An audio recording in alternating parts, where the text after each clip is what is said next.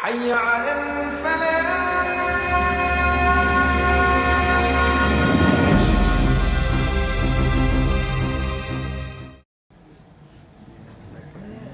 Assalamualaikum warahmatullahi wabarakatuh. Waalaikumsalam warahmatullahi wabarakatuh. Bismillah, alhamdulillah, wassalatu wassalamu ala rasulillah wa ala alihi wa sahbihi wa mawalah.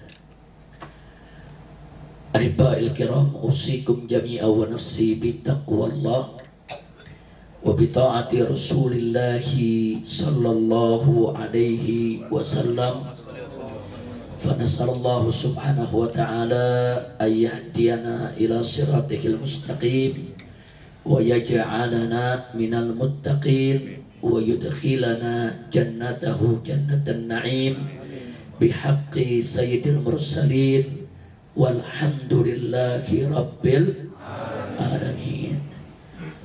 Kepada segenap jamaah kaum muslimin dan muslimat jamaah umrah yang berbahagia, yang kali ini berkumpul di tempat ini dengan para ustadznya, dengan bimbingan para ustadznya, alhamdulillah telah mengikuti manasik umrahnya. Mudah-mudahan semuanya akan mendapatkan umrah yang makbulah, umrah yang mabrurah. Mudah-mudahan segala hajatnya dikabulkan oleh Allah subhanahu wa ta'ala. Nah, ahiba'il kiram, orang yang melaksanakan ibadah umrah disebut oleh Nabi alaihi salatu wassalam sebagai wafdullah. Wafdullah itu artinya delegasi yang datang sebagai tamunya Allah, al-wafidin, al-wufud, atau kita sebut juga duyufullah, yaitu tamu Allah. Kapan Nabi menyebut para jamaah umrah itu sebagai tamunya Allah?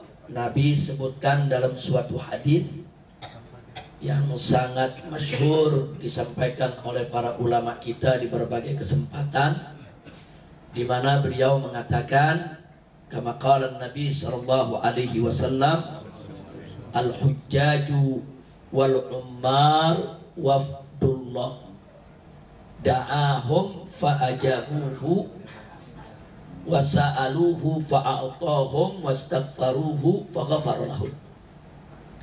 Jadi kata Nabi alaihi salatu wassalam, al-hujjaj, orang yang menunaikan ibadah haji, wal ummah, dan orang yang menunaikan ibadah umrah. Artinya jamaah haji, begitu juga jamaah umrah, kata Nabi, mereka adalah wafdullah, tamunya Allah. Bagaimana mereka bisa menjadi tamunya Allah? Nabi mengatakan da'ahum fa'ajabu. Mereka dipanggil, diundang oleh Allah, fa'ajabu, dan mereka menyambut panggilan Allah. Jadi ada panggilan, ada sambutan. Nah, jadi bukan panggilan yang bertepuk sebelah tangan, tidak. Ada panggilan, ada sambutan. Bagaimana cara Allah mengundang, memanggil hambanya untuk menunaikan ibadah haji atau umrah? Nah, caranya ibadah Allah pertama, Allah memberikan sang hamba nikmat harta agar bisa menunaikan ibadah haji atau umrah. Nah, nikmat harta yang kita gunakan untuk haji dan umrah dari siapa? Allah. Yang kedua, Allah berikan sang hamba tadi juga nikmat sehat walafiat. Sebab walaupun yang bersangkutan punya harta berlimpah, tapi kalau tidak sehat walafiat, sulit dia untuk memenuhi panggilan. Yang ketiga, diberikan nikmat kesempatan. Artinya kesempatan, kadang-kadang harta kita berlimpah, badan kita sehat, tapi kita belum dapat kesempatan. Seperti apa? Seperti yang terpaksa menjaga orang tuanya yang sakit, yang gak boleh ditinggal, saudara. Atau seperti mereka yang punya pekerjaan begitu penting untuk maslahat umat juga nggak bisa ditinggalkan. Atau perjalanan tidak aman, karena banyak negara-negara di mana perang dan lain sebagainya, atau ada wabah penyakit dan seterusnya. sehingga seseorang tidak bisa berangkat. Nah, jadi ada nikmat harta, ada nikmat sehat, ada nikmat kesempatan. Nah, ketahuilah kalau kita sudah dapat 3 nikmat ini, berarti kita sudah diundang dan dipanggil oleh Allah untuk menunaikan haji atau umrah. Nah, sekarang tergantung kita. Nah, kita setelah diundang oleh Allah, apakah kita tahu diri menyambut panggilan tersebut, atau sebaliknya kita tidak menghargai undangan Allah Subhanahu wa ta'ala. Orang yang tahu diri, menghargai dan memuliakan panggilan Allah, tentu langsung mengurus segala sesuatunya untuk keperluan ibadahnya, seperti mendaftarkan diri ke travelnya, kemudian mencari visanya, membayar ongkosnya, membeli tiketnya, dan seterusnya, segala perbekalannya dia berangkat.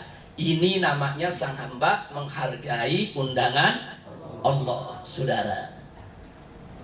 Nah, sebaliknya, kalau yang dapat nikmat harta, nikmat sehat, nikmat kesempatan, tapi nggak pernah kok dia mendaftarkan diri, nggak pernah dia bikin paspor, nggak pernah dia urus dokumen, nggak pernah dia cari visa. Nah, berarti saudara dia tidak menghargai panggilan Allah Subhanahu wa ta'ala. Oleh karenanya orang semacam ini tidak berhak beralasan belum panggilan.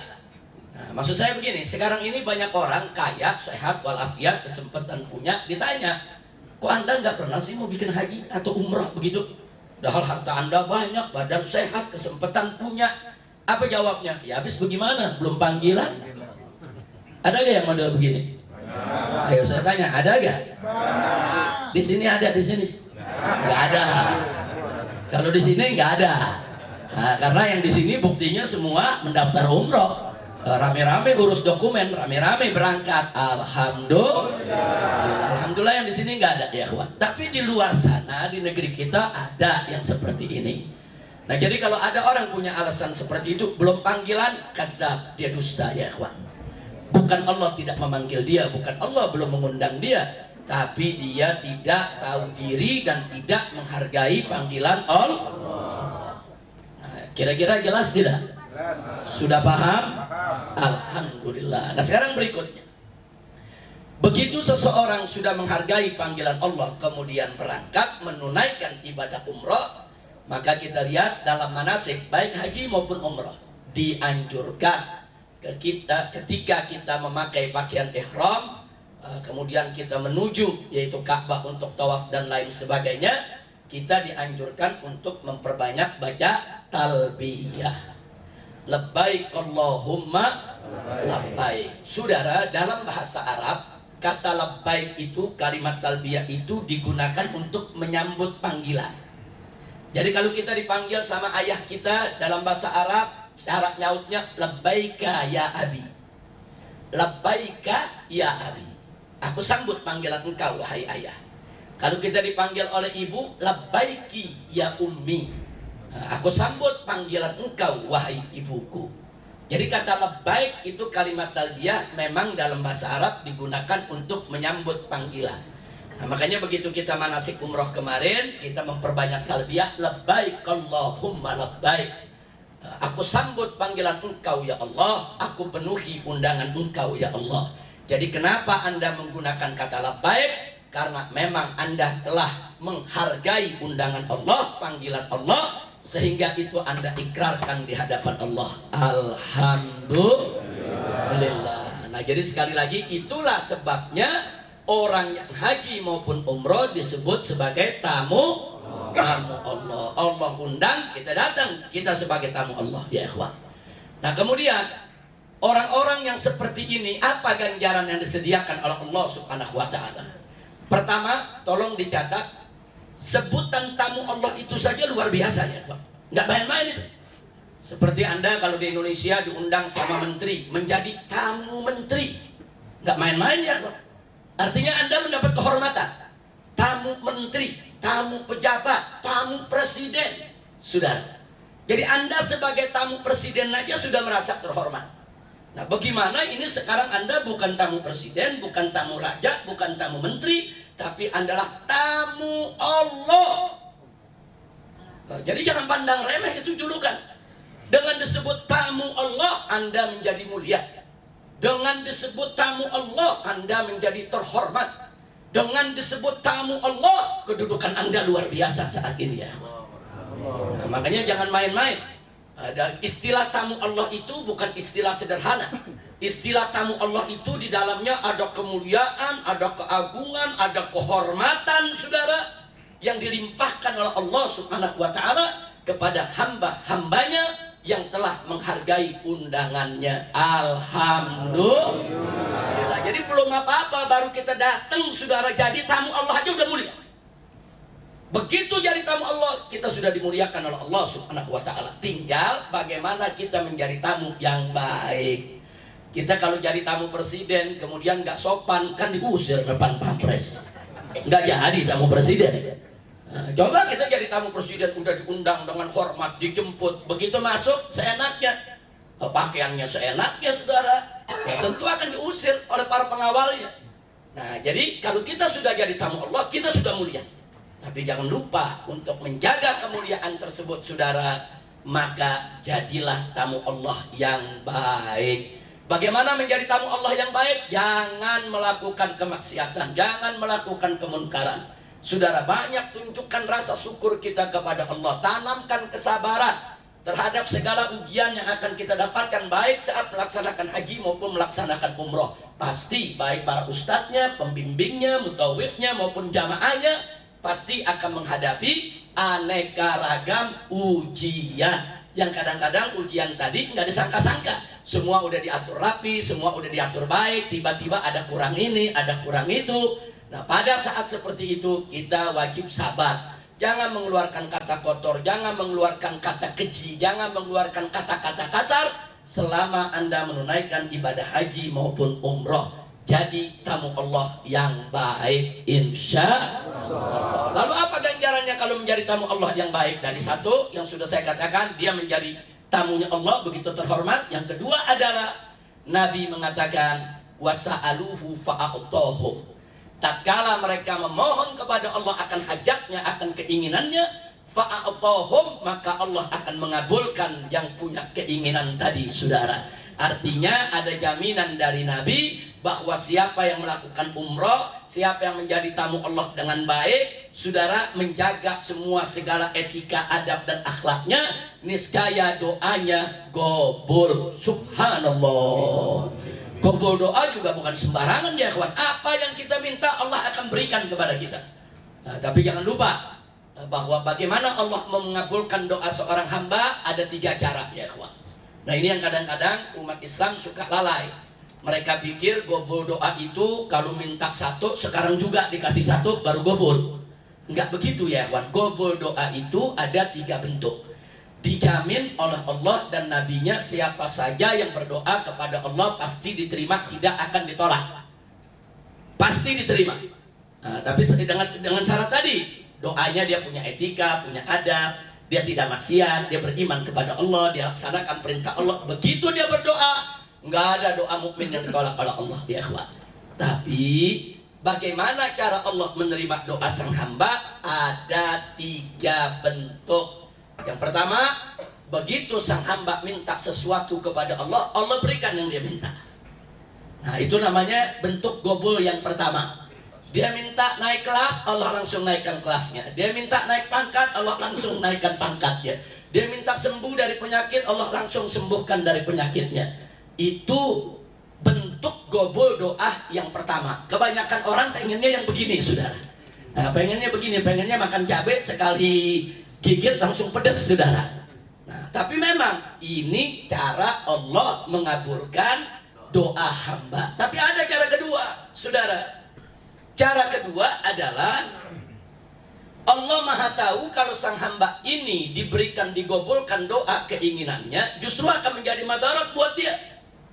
Kan kita nggak tahu ya, Pak. Orang ini minta naik pangkat. Kalau Allah naikkan pangkatnya hari ini, ada orang lain yang iri, yang dengki, yang akan fitnah dia, yang akan jatuhkan dia di kantornya, saudara. Kadang-kadang kita nggak tahu, Allah Maha tahu, saudara. Nah, kadang-kadang yang seperti ini Allah terima doanya bukan dengan dinaikkan pangkatnya, tapi dia diselamatkan dari musibah, dari bahaya yang mengancam dia, saudara. Jadi kadang-kadang doa kita itu diterima oleh Allah dalam bentuk malapetaka, musibah dijauhkan dari kita, ya Allah.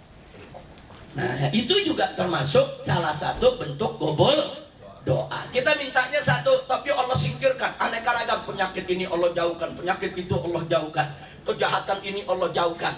Saudara, rumah kita dijaga oleh Allah, enggak kebakaran, enggak kebanjiran, enggak kena gempa, saudara. Padahal yang kita minta bukan itu, yang kita minta lain. Tapi yang Allah berikan lain berupa keselamatan dari segala bencana. Itu juga merupakan bentuk bagaimana Allah menerima doa seorang hamba. Jadi Anda rasakan saja, kok saya minta ini nggak dikasih oleh Allah. Tapi saya merasa selama ini kok aman, tenang, hati hidup, ini mudah, itu mudah. Cuma yang ini aja yang Allah nggak kasih. Tapi yang ini mudah, yang itu mudah, utang bisa kebayar. Itulah cara Allah mengabulkan doa hambanya, saudara. Diberikan kemudahan di berbagai urusan dan diselamatkan dari segala musibah. Kalau Anda menyadari itu, sebetulnya doa Anda sedang diterima oleh Allah. Alhamdulillah. Ada lagi yang ketiga, saudara. Nah, bentuk yang ketiga adalah manakala seseorang itu berdoa kepada Allah, berulang kali dia doa, ratusan kali dia doa, jutaan kali dia doa, Allah gak berikan sama dia. Tapi Allah sayang sama dia, saudara. Loh, kenapa Allah sayang? Ternyata semua doa yang pernah dimunajatkan kepada Allah dikumpulkan oleh Allah sebagai tabungan akhiratnya. Wallahu yudakhir lahu, saudara. Jadi Allah tabungkan itu, dia punya segala doanya, dan nanti di hari kiamat seluruh doanya akan Allah berikan. Berupa apa? Berupa berat timbangan amal baiknya untuk menghapus dosanya dan untuk mendapatkan rahmat Allah agar yang bersangkutan bisa segera masuk surganya Allah. Subhanallah. Di dunia kita nggak berasa. Memang kalau doa yang ketiga ini nggak berasa di dunia. Kok minta ini nggak dikasih, minta itu nggak dikasih, kok minta anu nggak dikasih. Jangan putus asa, saudara. Jangan putus asa. Allah suka dengan doa Anda. Allah mencintai Anda. Semua doa-doa itu, saudara, Allah simpan. Allah jadikan tabungan akhirat kita, saudara. Dan nanti begitu kita ada pengadilan Allah, baru kita berasa tiba-tiba ada yang kebajikan yang membuat timbangan kebaikan kita begitu berat. Dan kita merasa heran, ini kebaikan dari mana? Saya nggak pernah melakukan ini, saya nggak pernah melakukan itu. Kok timbangan kebaikan saya kok bisa begini hebat? Inilah hasil daripada doa yang selalu Anda panjatkan di dunia. Subhanallah. Artinya tidak ada satupun pendoa yang akan dirugikan oleh Allah Subhanahu wa ta'ala. Nah, kenapa bisa begitu ya, kawan? Karena Bapak Ibu perlu tahu, orang kalau sudah berdoa kepada Allah, satu, berarti dia sudah mengakui kebesaran Allah. Dia sudah mengakui kebesaran Allah, dia sudah mengakui keagungan Allah, dia sudah mengakui kekuasaan Allah, dia sudah mengakui bahwa Allah lah yang mampu untuk memenuhi segala hajatnya. Pengakuan itu nilainya bukan rendah, saudara. Itu pengakuan keimanan. Itu pahalanya luar biasa besarnya. Pantas kalau Nabi mengatakan, ad-du'a mukhul ibadah. Doa itu sumsumnya, otaknya ibadah, saudara. Kalau sudah disebutkan sumsum otaknya ibadah, berarti ibadah yang nggak sembarangan. Loh, kenapa bisa nggak sembarangan? Karena begitu kita berdoa, berarti kita mengakui kebesaran Allah, saudara. Dan pada saat yang sama, berarti kita mengakui rendahnya kita, mengakui kita ini makhluk yang lemah, mengakui kalau kita ini makhluk yang butuh pertolongan Allah Subhanahu wa ta'ala. Saudara, seorang hamba tatkala dia mengakui kebesaran Allah dan dia menyadari akan kerendahan kehinaan dirinya, itu merupakan ibadah yang luar biasa kepada Allah Subhanahu wa ta'ala. Pantas disebut mukhul ibadah. Nah, kalau satu kali doa saja dia dapat ganjaran begitu hebat, saudara. Bagaimana kalau tiap hari dia berdoa? Bagaimana kalau tiap saat dia berdoa? Bagaimana kalau seumur hidupnya dia berdoa? Berarti seumur hidupnya terus menerus dia mengakui kebesaran Allah, keagungan Allah, kekuasaan Allah, kekayaan Allah, dan dia mengakui rendahnya dirinya, hina dirinya di hadapan Allah, dan itu sebaik-baiknya ibadah. Jadi jangan pandang remeh soal doa. Makanya doa ini Bapak Ibu diterima nggak diterima oleh Allah Subhanahu wa ta'ala di dunia, doa aja. Doa ya. Makin banyak doa kita makin bagus. Makin panjang doa kita makin luar biasa. Makin merintih kita punya doa kepada Allah, makin merintih, makin menangis kita di hadapan Allah Subhanahu wa ta'ala. maka saudara, nilai ibadah dalam doa kita akan semakin tinggi. Alhamdulillah. Nah, karena itu Anda sekarang sedang melaksanakan ibadah umroh, ada jaminan dari Nabi, doa Anda makbul. Artinya makbul dalam bentuk yang 3 tadi. Yang berarti berdoa ya, kawan. Berdoa. Allah berikan kita bentuk yang pertama, minta langsung dikasih, alhamdulillah. Allah berikan dalam bentuk kedua, kita dijauhkan dari segala musibah, kita diberikan kebahagiaan dalam rumah tangga, alhamdulillah. Allah jadikan itu sebagai tabungan akhirat kita nanti, baru Allah berikan di hari kiamat di pengadilannya juga, alhamdulillah. Yang penting banyak-banyak berdoa. Nah, di samping itu Nabi juga mengatakan ad-du'a silahul mu'min. Doa itu adalah senjatanya orang beriman. Seorang mukmin itu senjatanya saudara yang tidak kalah ampuhnya dengan senjata-senjata konvensional adalah doa. Nah, kenapa doa itu menjadi silahul mukmin, menjadi senjatanya orang beriman, saudara? Berapa banyak hamba-hamba Allah Subhanahu wa taala, saudara, yang dengan doanya Allah selamatkan dia dari kekalahan, Allah selamatkan dia dari kegagalan, Allah selamatkan dia dari kesesatan, Allah selamatkan dia dari segala mara bahaya dan bencana. Maka itu sekali lagi saya ingatkan kepada semua yang ada di sini, jangan pernah meninggalkan doa. Bahkan pada saat kita sholat 5 waktu pun isinya juga adalah doa. Surat Fatihah yang kita baca pun di dalamnya ada doa, saudara. Jadi doa ini luar biasa. Di hadis yang lain Nabi mengatakan, la yaruddul qada illa du'a. Tidak ada yang bisa menolak ketentuan Allah, menolak ketetapan Allah kecuali doa.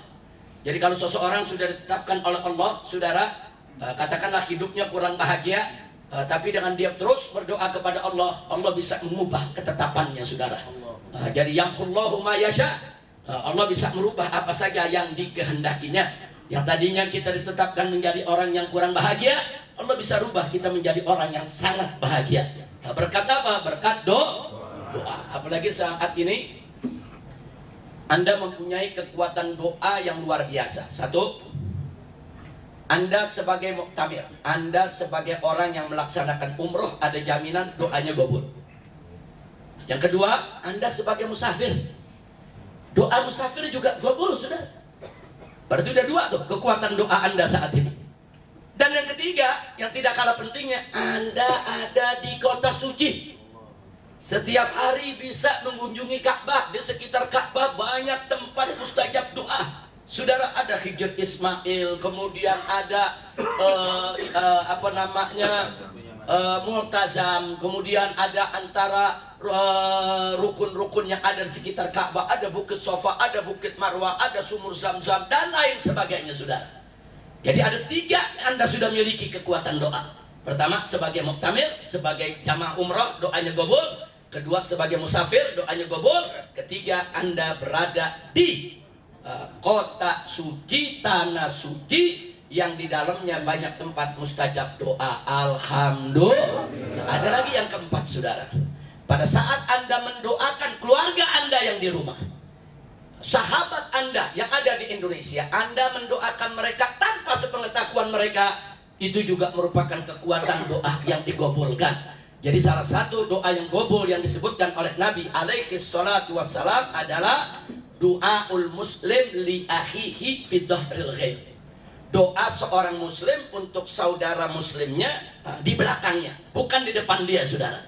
Jadi kalau Anda mendoakan ibu Anda, ayah Anda, keluarga Anda di belakang mereka, baik yang masih hidup maupun yang sudah meninggal dunia, itu juga dikabulkan oleh Allah. Artinya saat ini Anda punya 4 kekuatan untuk dikabulkan doa. Sayang sekali kalau itu tidak dimanfaatkan dan digunakan. Mudah-mudahan dengan mendengar ini Anda semua insya Allah lebih semangat untuk mendoakan diri kita sendiri, mendoakan keluarga kita, suami kita, istri kita, anak kita, cucu kita, menantu kita, keluarga kita.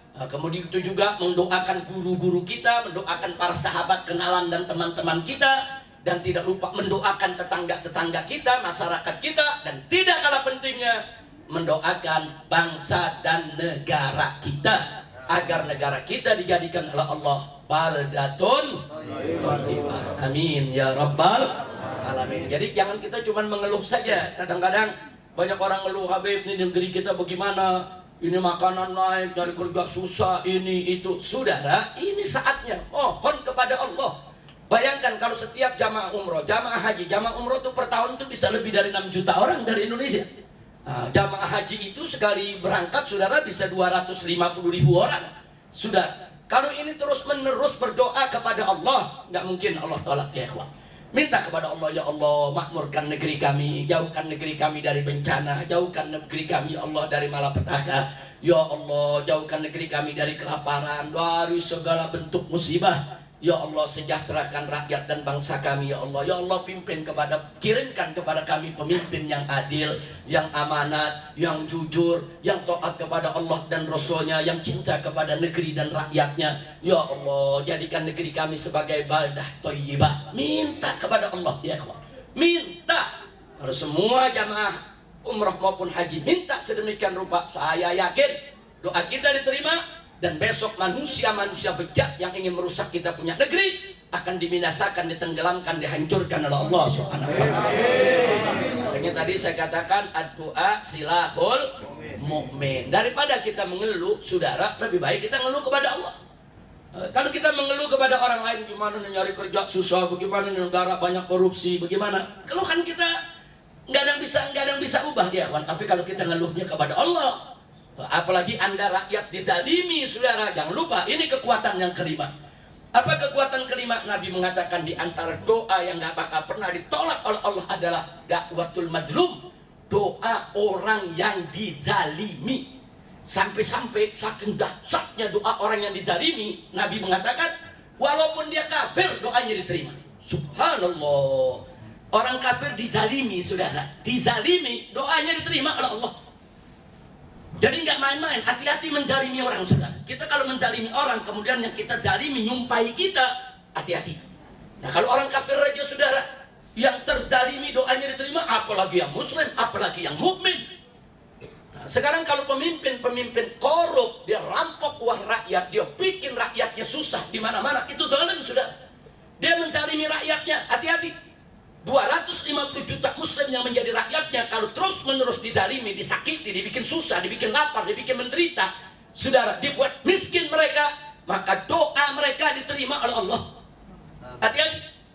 Nah, maka itu saya ingatkan di sini. Maka itu contohlah Nabi alaihi salatu wassalam. Nabi pernah mengangkat tangannya, apa doa Nabi untuk umatnya ya ikhwan?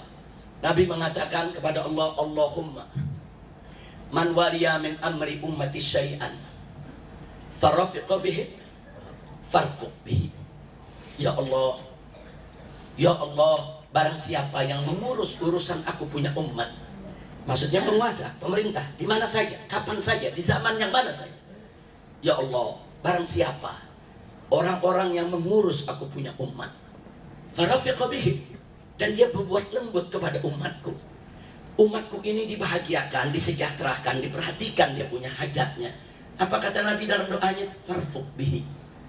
Ya Allah, perlakukan dia dengan lembut, dengan baik, dengan damai, dengan bahagia. Subhanallah. Nabi mendoakan siapa saja yang jadi pemimpin di tengah umat Islam, memudahkan urusan umat Islam agar urusan dia dimudahkan oleh Allah. Ya Allah.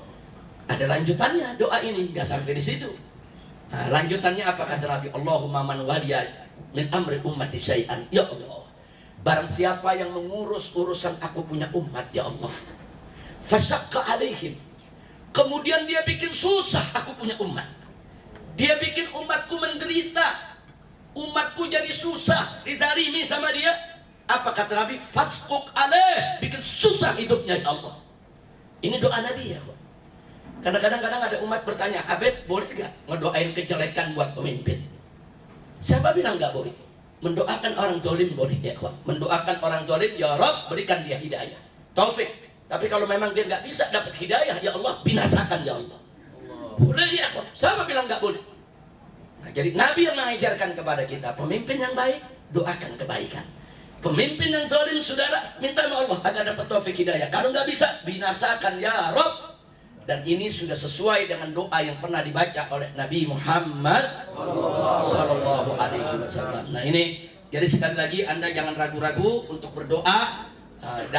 Ka'bah di depan Anda saat ini ya ikhwan. berbondong-bondonglah duduk dekat Ka'bah, minta apa saja yang Anda mau minta. Anda punya Tuhan bukan zat yang miskin. Anda punya Tuhan ini maha kaya, maha kuat, maha perkasa. Sampai-sampai dalam satu hadis qudsi, saudara, dalam satu hadis qudsi yang diriwayatkan oleh Nabi, saudara, Allah berfirman. Apa kata Allah dalam hadis qudsi tersebut? Kalau yang namanya manusia ini dengan jin semuanya, saudara, dikumpulkan di satu tempat, dan kemudian mereka semua memohon hajatnya. Semua manusia, jin yang diciptakan dari awal manusia Nabi Adam sampai akhir manusia hari kiamat nanti, saudara. Awal manusia sampai manusia terakhir, awal jin diciptakan sampai jin yang terakhir, jumlahnya berapa miliar, dikumpulkan semua di satu tempat. Semuanya berdoa kepada Allah meminta hajatnya masing-masing. Kemudian semua hajat Allah berikan, Allah kabulkan, saudara. Apa kata Allah? Sedikit pun tidak mengurangi kekayaan Allah Subhanahu wa ta'ala. Bahkan dalam hadis diumpamakan apa? Diumpamakan, saudara, kekayaan Allah itu bagaikan samudra yang tidak bertepi, sedangkan permintaan makhluknya tadi bagaikan sebuah jarum yang kemudian dicelupkan di air, diangkat. Cuma segitu aja, sudah. Sisanya samudra kekayaan Allah Subhanahu wa ta'ala tidak terbatas dan tidak terbilang. Jadi kita punya Tuhan ini Tuhan maha kaya. Kita punya Tuhan ini Allah Subhanahu wa ta'ala itu maha kaya, maha kuat, maha mampu, maha perkasa. Apa saja yang kita minta Allah bisa berikan, saudara. Mana mungkin Allah nggak bisa berikan kita rezeki? Bagaimana mungkin Allah nggak bisa memberikan hajat kita, saudara? Sementara kita Allah yang menciptakan langit, Allah menciptakan segala sesuatu yang lebih besar dari hajat kita, saudara. Nah, karena itu yakinilah Allah maha besar, Allah maha kaya, Allah maha perkasa, Allah maha kuasa, Allah maha kuat, Allah maha sanggup untuk memenuhi segala permohonan kita. Nah, itu sekali lagi dalam pertemuan ini saya ingin mengajak semua, yuk kita jadikan doa sebagai senjata kita. Lawan rezim yang zalim dengan doa, lawan penguasa yang zalim dengan doa, lawan para koruptor yang menyengsarakan rakyat dengan doa, lawan segala kecurangan dengan doa, semua kezaliman dengan doa, ya ikhwan. Anda akan rasakan bagaimana dahsyatnya doa-doa tadi. Mereka-mereka yang zalim akan Allah tenggelamkan. Sallu ala Nabi. Nah, ini yang saya mau sampaikan. Mudah-mudahan Bapak Ibu di sini semua setelah mendengar ini menjadi termotivasi untuk membaca doa. Baca doa, ya ikhwan, baca doa, minta kepada Allah. Doa itu penting, Allah akan menjaga kita, berkah daripada doa kita, insya Allah. Nah, kemudian selanjutnya sebelum saya akhiri apa yang ingin saya sampaikan pada malam hari ini, saudara, akhirnya saya ajak semua yang ada di sini, yuk kita jadi tamu Allah yang baik. Ibadahlah dengan baik, pulanglah dengan membawa umroh makbulah, umroh mabrurah, insya. Sekarang mari kita berdoa semua, baca suratul Fatihah agar segala hajat kita digabulkan oleh Allah Subhanahu wa ta'ala.